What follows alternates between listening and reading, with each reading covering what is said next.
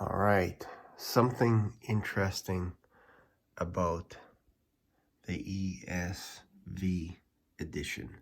So this is the Holy Bible English Standard Version. I'm just going to briefly share my thoughts on why I read the King James Bible all the time. And even though I have a lot of other versions, I use these more as a point of reference, as in to share with my audience why I read the King James Bible. So that is my bias, my slant, if you will, all this kind of stuff.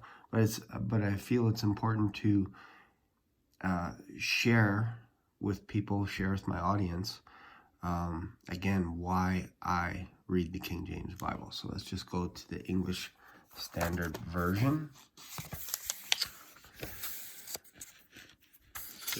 Also known as the ESV. So we have here at the very beginning the copyright. So this is the ESV Bible, the Value Church and Pew Edition, the Holy Bible English Standard Version. So this is what this book is called, by Crossway, 2001. Permissions, notice, this is very important. I'm not going to read the whole thing, but ESV text may be quoted in written, in visual, in electronic form up to and inclusive of 500 consecutive verses without express permission of the publisher, provided that the verses quoted do not amount to more than one half of any one book of the Bible, and its equivalent measured in bytes, provided that the verses quoted do not account for 25% or more of the total text of the work in which they are quoted. The ESV text may be quoted for audio use, so audio cassettes, CDs, audio, television, up to 500 verses without express written permission of the publisher, provided that the verses quoted do not amount to more than one half of any one book of the Bible or its equivalents measured in bytes, provided that the verses quoted do not account for 25% or more of the total text of the work in which they are quoted.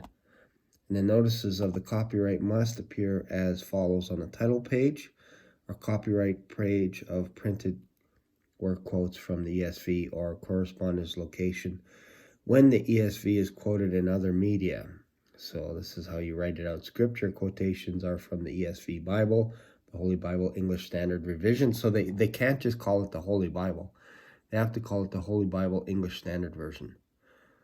All right, blah, blah, blah. When one or more translations quoted in printed works or other media, foregoing the copyright should begin the foregoing notice of copyright should begin as follows. Unless otherwise indicated, all scripture quotations are from, etc., or scripture quotations marked ESV are from the ESV and English Standard Version are registered trademarks of Crossway. Use of either trademark requires the permission of Crossway. So that's just the beginning. So, fair enough. They created a work. They went back to the original manuscripts, the original Hebrew, the original Greek, and fair enough that because they did all the hard work, they recreated the verses, the chapters, all this kind of stuff, and we, according to them, have a more accurate translation than the King James Bible. So this is why they did all this work. So now they want you to ask them for permission if you start quoting more than 500 verses. You should, otherwise you're in copyright infringement if you don't do that. All right. Okay, so now let's go to the preface. I'm not going to read the whole thing, but this is why they wrote the book. So they said, this book is the most valuable thing that the world affords. Here's wisdom. This is the royal law. These are the lively oracles of God. With these words, the moderator of the Church of Scotland hands a Bible to a new monarch in Britain's coronation service. These words echo the King James Bible translators who wrote in 1611. God's sacred word, in that inestimable treasure that excelleth all riches of the earth. This assessment of the Bible is the motivating force behind the publication of the English Standard Version. In other words, we want to create a Bible that gives you the same feeling and awe of what happened back then in 1611. So I'm not going to read the whole thing here, but it's important to note that to this end, each word and phrase in the ESV has been carefully weighed against the original Hebrew and Aramaic and Greek. So they found the original Hebrew, like right back to the Ten Commandments. They found the first copy of the book of Genesis, Exodus, Leviticus, Numbers, and Deuteronomy. And they found the very first copy of the New Testament writings of the epistles of Paul, Romans, 1st, 2nd Corinthians. They also found Matthew, Mark, Luke, and John, all the original copies, because they're saying the original Hebrew, Aramaic, and Greek, to ensure the fullest accuracy and clarity, to avoid under-translating and overlooking any nuance of the original text. So I'm here to say that nobody has the original Hebrew or Aramaic and Greek. Those are languages. Those are languages. So we don't have any of the original copies or the original writings from Moses, from Isaiah. Everything is a copy, because when they get worn out, they get remade. That's important. So then they jump into the idea that the words and phrases themselves grow out of the Tyndale King James legacy, meaning these guys did all the hard work, and most recently out of the RSV, with the 1971 RSV text providing the starting point for our work. So they're not going back to any of the original writings, because we don't have them. So instead, their starting point is the 1971 RSV text. So again, if we go back up here, marking as, of course, King James Version 1611. Then they came up with the English Revised Version in 1885 called the RV, the American Standard Version, 1901. And the Revised Standard Version, 1952, and then 1971. So this is where their starting point is in 1971. It's not going back to the Masoretic text, even though they say they are. All right? So whenever they say original text, to me, that means they're talking about the King James Bible. All right? Now, let's go all the way to the end here, where their resources are, where they come up with their material. The ESV is based on the Masoretic text. Oh, awesome. Okay, that makes sense then, because the Masoretic text, the original writings of the Masoretic text, the Masoretics basically wrote Bible chapter, verses, all this kind of stuff. So, okay, they're going back to that. Well, if you read, it says the ESV is based on the Masoretic text of the Hebrew Bible as found, excuse me, in Biblia Hebraika Stutgutensia, 5th edition. And this is like about $108 if you want to buy it, I believe. Maybe it's a little bit more. So you can buy this book, because that's where they got their information from. All their scholars and everything use this as a resource. They didn't use the Masoretic text, if you will, from the very beginning. They didn't do that. They use this as their resource. They're telling you what they're doing. They're starting in 1971, moving forward.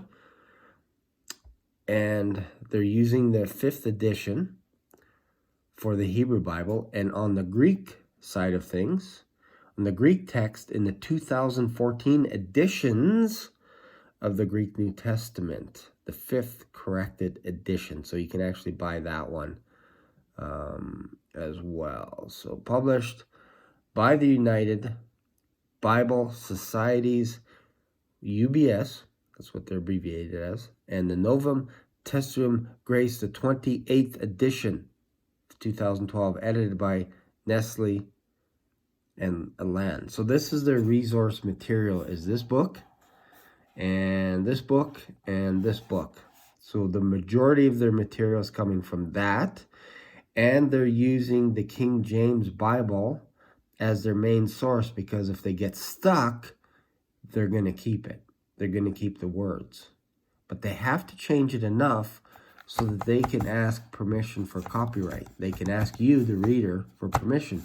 Because if they don't change the King James enough, it'll look too much like the King James Bible, which it almost identically is like the King James Bible.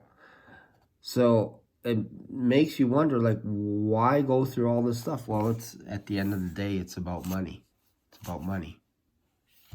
So let's just go over here and let's see what all the copyright stuff is for the King James Bible here. So this is the Holy Bible.